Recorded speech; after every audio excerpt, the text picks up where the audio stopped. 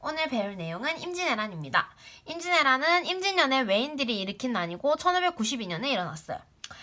수업의 흐름은 발단, 전개, 결말 이렇게 진행이 될 거고, 발단 같은 경우에는 명나라와 조선과 일본이 임진왜란 전에 어떤 상황이었는지 보게 될 텐데, 명나라 같은 경우에는 북쪽과 남쪽으로 상황이 좋지 않았습니다. 왜냐면 남쪽으로는 왜구가 쳐들어오고 북쪽으로는 여진족이 성장하고 있었기 때문에 압박을 당하고 있었어요.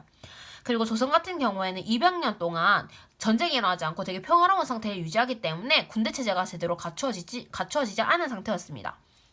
일본 같은 경우에는 이제 조선과 완전 정반대로 막 전국 시대를 통일하고 이제 군사적인 부분들이 되게 많이 발달되어 있는 상황이었어요. 그래서 혼란스러웠던 전국 시대를 도요토미 히데요시가 통일을 한 상태였는데, 이 도요토미 히데요시 입장에서 생각을 해보았을 때 자기 밑에 무사들이 굉장히 많은데, 이 무사들은 정복전쟁을 좋아하고 땅을 좋아합니다. 근데 자기가 통일한 그 땅을 나눠줄 수는 없으니까 이제 해외로 시선을 돌리게 되는데, 이 명나라의 넓은 땅을 자기가 이제 정복을 한 다음에 자기들의 무사에게 나눠줘야겠다라는 생각을 하게 된 거예요. 그래서 일본은 사실 조선에서 우리가 전쟁을 하게 되었지만 조선이 목적이 아니라 사실 일본은 명나라가 목적이었습니다. 그리고 이제 전개 과정으로 들어가 보게 되면 일본은 명나라를 정벌하기 위해서 조선을 거쳐야만 됐어요. 그래서 이 조선을 거치기 위해서 우리가 일본은 조선에게 정명가도라고 하는 문서를 계속 보냅니다. 이 정명가도는 뭐냐면 명나라를 정벌할 거니까 길을 비켜라라는 어떤 그런 내용이 담긴 문서입니다. 이걸 계속 보내왔지만 조선은 계속 무시했고, 그래서 일본은 4월 12일에 부산에 착륙을 하게 됩니다. 그래서 부산에서 충주까지 가는데 사실 2주 정도 걸리지 않아요. 그래서 충주에는 이제 신립장군이라고 하는 장군이 활약을 하게 되는데, 사실 이 신립장군은 이제 북쪽에서 여진족을 정벌하던 장군이었는데, 이제 여진족을 정벌하다 보니까 넓은 벌판에서 이제 말을 이끌고 보통 이제 싸움을 하는 사람이기 때문에 충주 지방은 산이 굉장히 많은데 여기서 싸우기가 굉장히 불리해요. 그래서 이 충주 지방에서 싸우는 건 이제 완패하게 됩니다. 그래서 이 완패 소식을 들은 선조 임금은 이제 의주로 피신을 하게 됐는데, 사실 이제 나라를 지켜야 되는 임금이 의주로 피신을 했기 때문에 이 경복궁에 있던 노비라던가 이제 여러 사람들이 경복궁에 불을 지르고 이때 이제 난리를 치게 됐는데, 이때 광해군이 민심을 수습하는 역할을 하게 됩니다.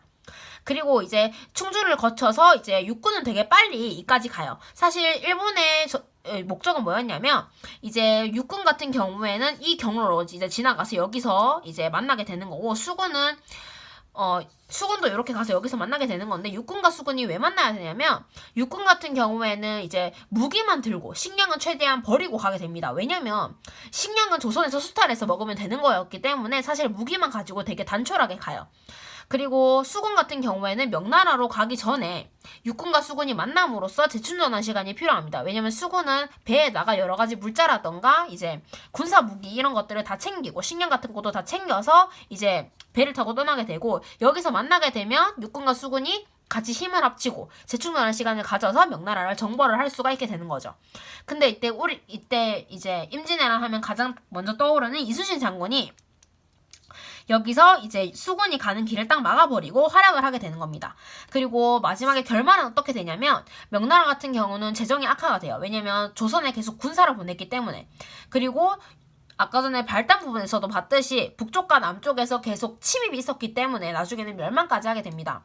그리고 일본과 명나라의 전쟁이었지만 사실 제일 많이 피해를 본 건 조선이에요. 조선의 땅은 굉장히 황폐화되게 됩니다. 그리고 일본 같은 경우에는 엄청난 발전을 하게 되는데, 왜 그러냐면 조선에 있던 여러 가지 기술자들을 포로로 잡아갑니다. 일본은 위치적으로 지리적으로 굉장히 중국과 떨어져 있기 때문에 중국의 어떤 선진 문물들을 받아들이기 굉장히 힘든 위치에 있어요. 그래서 조선으로부터 항상 받아들였는데, 이런 뒤처지는 문명을 발달시키기 위해서 조선에서 되게 여러 가지 기술자들을 잡아가서 자기네들의 문화를 발달시키게 됩니다. 그래서 가장 대표적인 사람이 이삼평이라고 하는 도자기 기술자인데, 이 사람이 조선에서도 굉장히 유명한 사람이었지만 기술자는 조선에서 평민 정도의 계층밖에 되지 않아요. 하지만 일본에 가면 기술이 없는 나이에 기술자로 들어가게 되면 굉장히 많은 우대를 받기 때문에 일본에 있으면서 여러 가지 기술들을 전파해주게 되는 겁니다. 그래서 일본은 이때 굉장히 많이 발전을 하게 돼요. 그래서 우리가 임진왜란을 보통 7년 전쟁이라고 부르게 되는데, 왜 7년 전쟁이라고 부르냐면 아까 전개 부분에서 설명했던 부분이 2년이고 휴전을 하게 되는데, 이 휴전도 사실은 말이 휴전이지 부산에서 이제 성을 쌓고 계속 대립이 있었기 때문에 이때도 전쟁을 하고 있었고, 휴전이 결렬이 되고 정류재란이 일어나게 되는데, 휴전이 결렬된 이유는 일본의 도요토미 히데요시가 너무 무리한 요구를 했기 때문입니다. 명나라에는 이제 명나라 황제의 딸을 도요토미 히데요시의 첩으로 보내라. 그리고 조선에는 여러 가지 뭐 충청도라던가 경기도라던가 경상도 같은 이제 부분들을 자기네 나라에 내놓아라. 이렇게 여러 가지 무리한 요구를 하기 때문에 다시 전쟁을 하게 되고, 이때도 이순신 장군이 활약을 하게 되면서 이순신 장군이 이제 노량해전 때 돌아가시게 됩니다. 그래서 우리는 이거를 임진왜란이라고 부르고 7년 전쟁이라고 부릅니다.